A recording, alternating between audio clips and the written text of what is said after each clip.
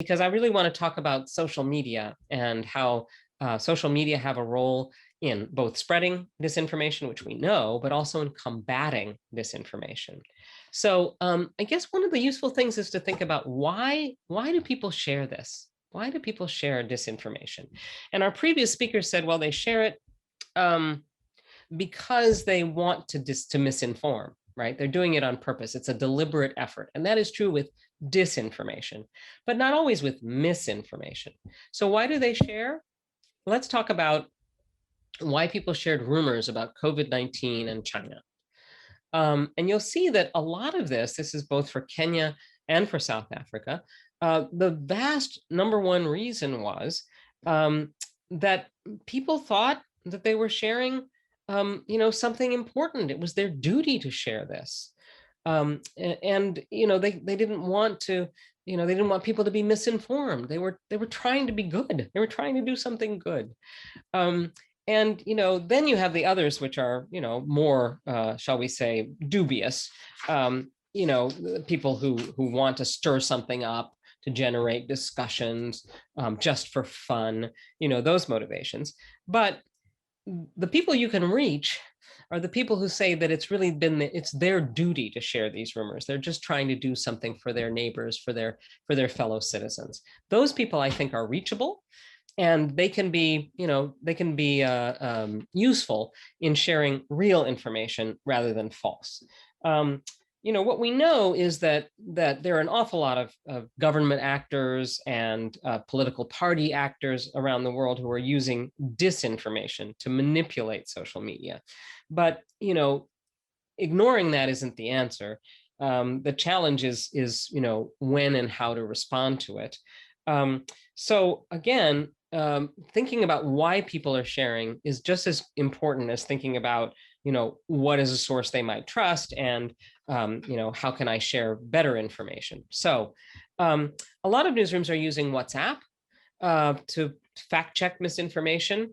We know about some of these. I think, let's see, was Africa Check mentioned in the last session? Yes, it was. Africa Check was mentioned, but there are others. And there is the International Fact Checking Network, which keeps a track of these things. So let's say, for example, that some misinformation has come into South Africa from somewhere else, which often happens. It begins to spread worldwide.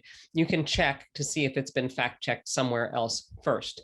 So saving yourself and your underfunded, under-resourced newsroom the need to do this on your own. So this is the fact checking international network. Also, Africa Check, as you probably know, does these spot checks. And that's really helpful. So for you as a community radio journalist, if you start seeing messages, or you get calls, or people in the street are telling you that, why is Nigeria doing so much better than us? They're 96% vaccinated.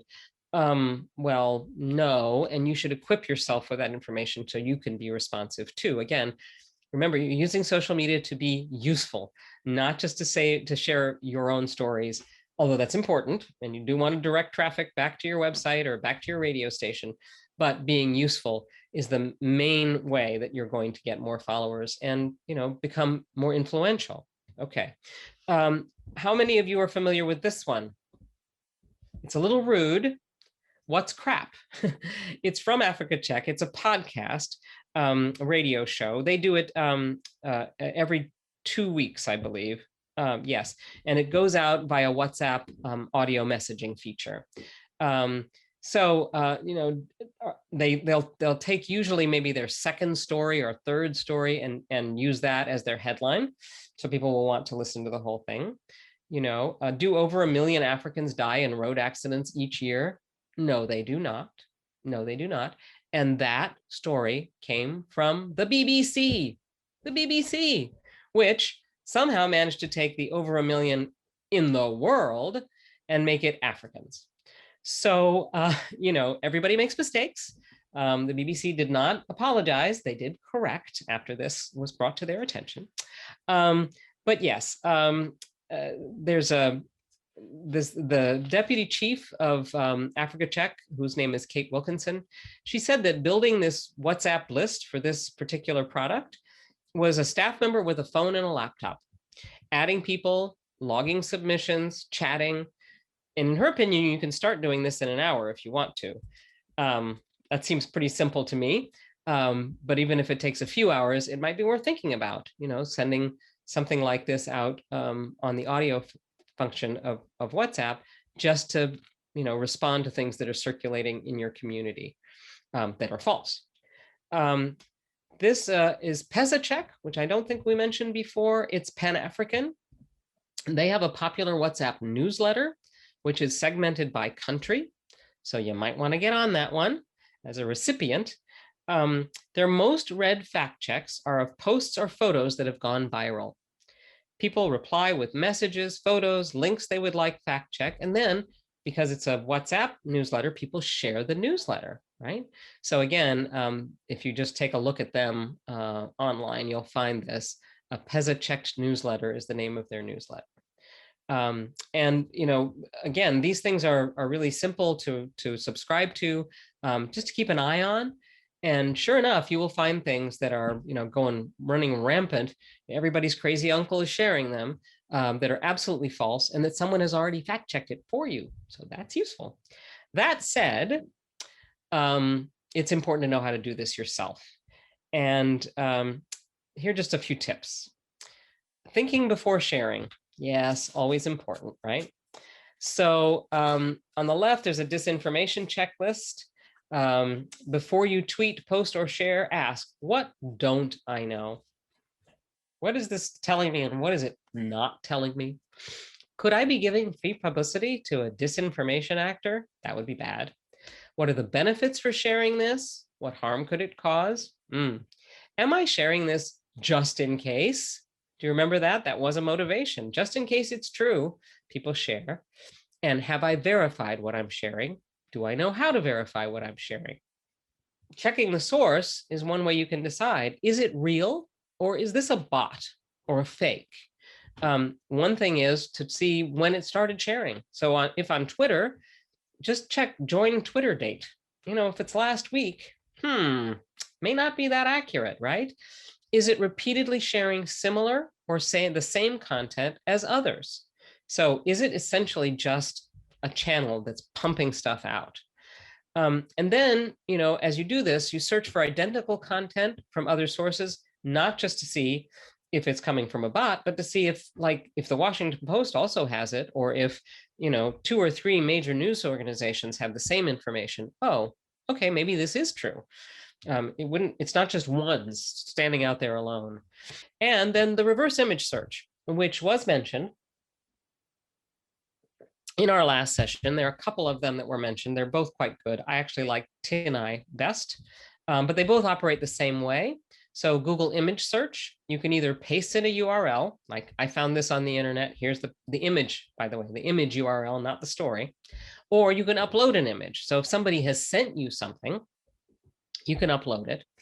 The same with the TinEye, which is the reverse image search. They're super fast. TinEye is incredibly fast. And within like fractions of a second, you will get a whole slew of similar images, if in fact this thing has been out there before. And you'd be amazed at how many times you find an image that looks like it's today, but it's not. It's from years and years ago, or it's been manipulated.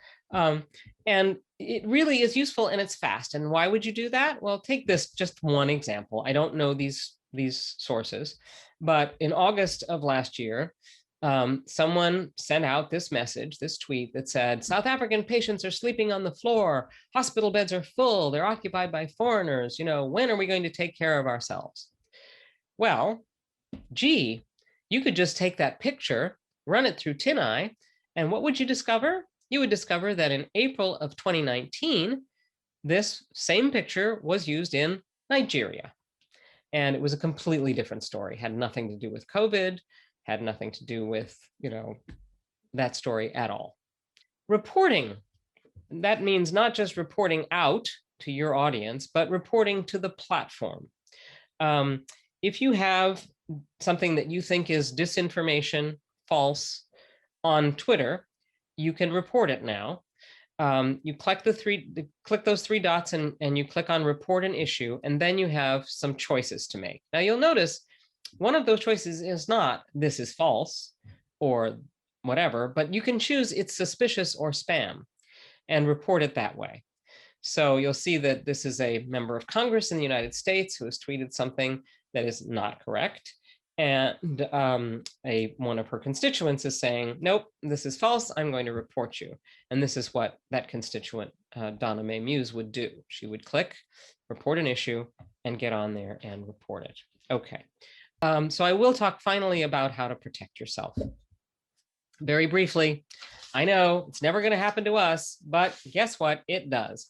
And the last thing you want, the very last thing, beyond even sharing misinformation, is being hacked and having your own social media accounts used to spread misinformation, lies, racist or sexist or homophobic stuff that isn't you at all.